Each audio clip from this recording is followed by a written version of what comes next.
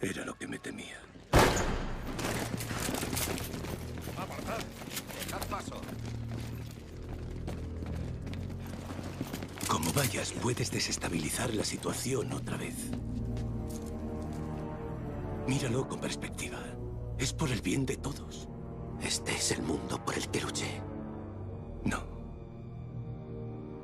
Pero no hay posibilidad de otro mundo. Te lo suplico. No cometas un disparate. Recuerda tu voto. Ir contra la Iglesia es ir contra Dios. Pues iré contra Dios.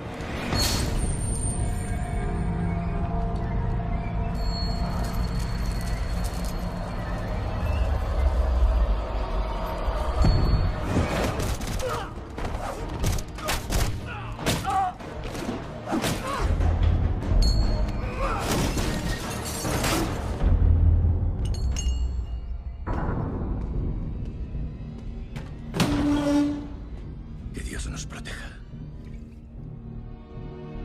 Amado Padre, perdóname. Nunca he tenido intención de ofenderte. Quisiera, con tu ayuda divina, proponerme firmemente no volver a pecar y evitar las tentaciones. Pero no puedo.